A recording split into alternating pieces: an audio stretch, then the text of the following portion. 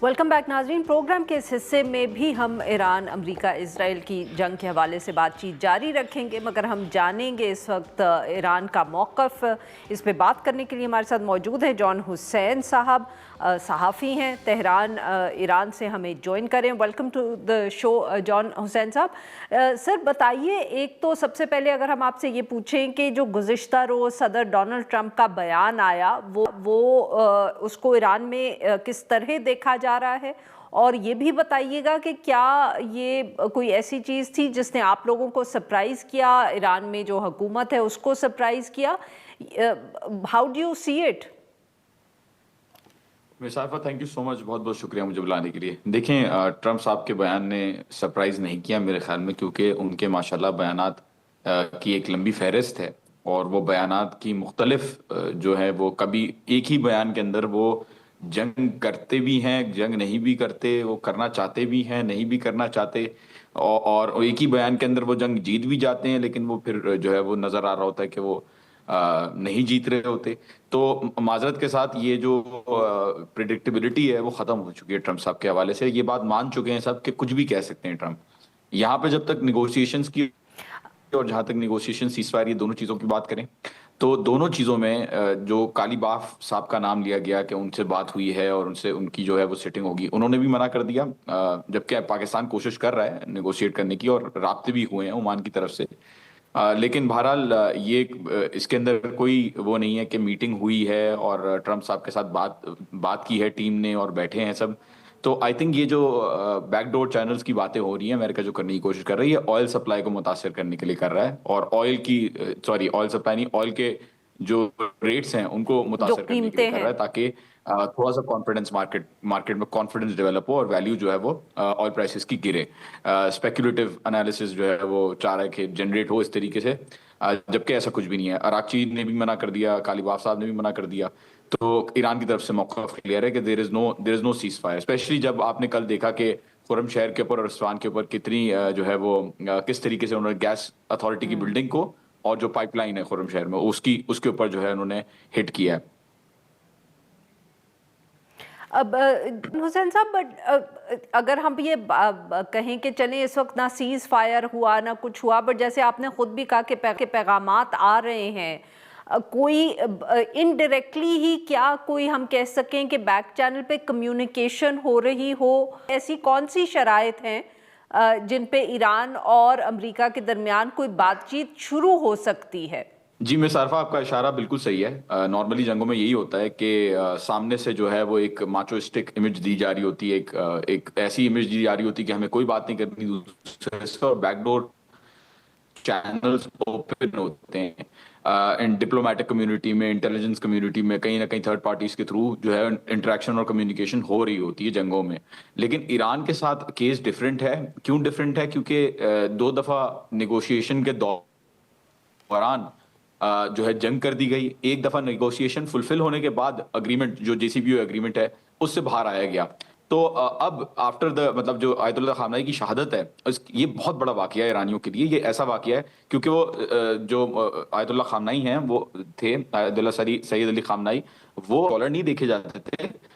उनका जो लेवल था विलायत फ़कीह के निज़ाम के अंदर, उनको हाजिर इमाम का नुमाइंदा, जो गायब इमाम है, इमाम मेहदी, उनका नुमाइंदा देखा जाता है शिया इस्लाम के अंदर पर्टिकुलरली, और एक इंस्पिरेशन भी थे सबके लिए, ईरानियों के लिए। तो ये जो वाकया हुआ, ये बहुत बड़ा वाकया हुआ है, और इसके अंदर जो प्री कंडीशंस हैं वो पब्लिकली डिक्लेयर की हुई हैं। देखिए प्री कंडीशंस क्या हैं। प्री कंडीशन नंबर 1 कि जंग जो है उसको खत्म करने के लिए आपको बेसिस खाली करने पड़ेंगे, ताकि एक परमानेंट गारंटी नजर आए कि आप दोबारा हमला नहीं सही। करेंगे।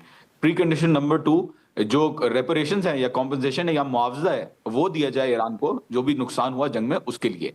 प्री कंडीशन नंबर 3, अब जिसके अंदर बातें आती हैं वो उसके अंदर क्लैरिटी नहीं है कि बस चलने दें।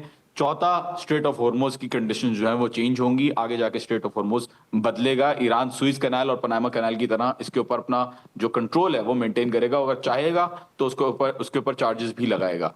तो आई थिंक ये जो आखिरी दो बातें, इनके अंदर फिर भी क्लैरिटी, लेकिन पहली दो बातों के अंदर बिल्कुल क्लैरिटी है, और ये एज प्री कंडीशंस टॉक्स की जरूरत किए बगैर جو اس طریقے سے سینٹیمنٹ اگر کوئی پولیٹیشین بات کرتا بھی ہے تو آئی تھنک اس کے اوپر پش بیک بہت برا آئے گا عوام کی طرف سے اور آفیشلز کی طرف سے. کوئی جو ہے اس وقت تیار نہیں ہے بات کرنے کے لیے اس ڈر کی وجہ سے بھی.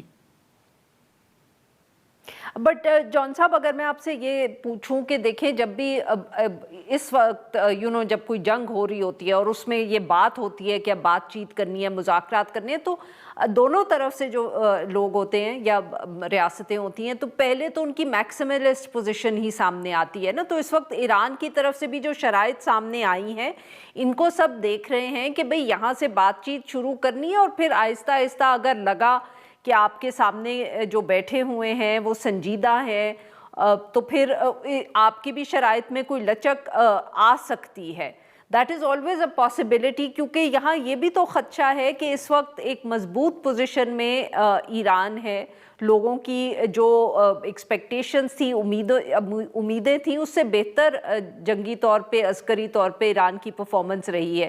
مگر یہ خدشہ تو ایران کی حکومت ایران کے لوگوں کے لیے بھی ہوگا نا کہ اگر آپ اس کو کھینچیں گے تو ہو سکتا ہے کہ پانسا پلٹ جائے کیونکہ جنگ میں کچھ بھی کسی وقت بھی ممکن ہوتا ہے. بالکل صحیح کہا آپ نے. دیکھیں نیگوسیشنز میں وکیل بھی ہوں تو ہم لوگ کو کچھ سٹیپس سکھائے جاتے ہیں. فار ایگزامپل سب سے پہلے پریپریشن ہوتی ہے, پھر اوپن ڈسکشن ہوتی ہے, کلیریفیکیشن ہوتی ہے گولز کی, نیگوسیشن پھر بیٹھ کے جو ہے وہ کی جاتی ہے کہ دونوں پارٹیز آئے, اس کے اندر ٹرسٹ بلڈنگ میکنزم یوز ہوتے ہیں کہ دونوں پارٹیز کے اندر کانفیڈنس آئے, اور پھر اگریمنٹ ہوتا ہے, پھر اس کے اوپر کلوجر ہوتا ہے, ایگزیکیوشن ہوتی ہے. تو یہ سٹیپس دیکھیں ٹریڈیشنل ماڈلز میں فالو ہوتے ہیں. بالکل صحیح بات ہے آپ کی. اور عوام کا بھی جو پریشر ہے, بالکل آپ کا کنسرن صحیح. نارمل ممالک میں عوام کے اندر یہ تاثر پایا جاتا ہے کہ جنگ کو جو ہے وہ جلد سے جلد ختم کیا جائے. لیکن ایران از اے ڈفرینٹ اسٹیٹ جس کے اندر ایک آئیڈیولوجیکل پش ہے, اور یہ باتیں بالکل لگتا ہے کہ شاید جذباتی باتیں, بٹ آئی تھنک یہ ریالٹی ہے کہ ایران کے اندر جو میجورٹی ہے they are not only revolutionary. وہ جو ریولیوشنری نہیں ہے صرف سسٹم کے ساتھ نہیں ہے, بلکہ ان کی جو پرسنل افیلیشنز ہیں ود آیت اللہ خامنہئی وہ بڑی شدت کے ساتھ جو ہے وہ ایگزسٹ کرتی ہیں. اور اسی لیے رات کو ہم لوگ کو ایرانی نظر آتے ہیں باہر آتے ہوئے.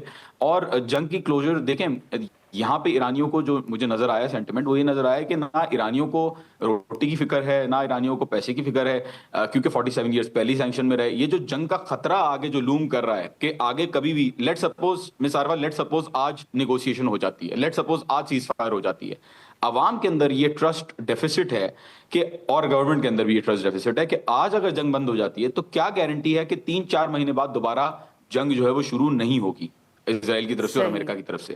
تو یہ جو کرائسس لوم کر رہا ہے جنگ کا, کانسٹنٹ جنگ کی تھریٹ جو لوم کر رہی ہے سر کے اوپر ایران کے, یہ آئی تھنک ان لوگوں کے لیے اب بڑی تھریٹ ہے, نہ کہ یہ والی جو جنگ کی ٹیمپرری تھریٹ جو چل رہی ہے.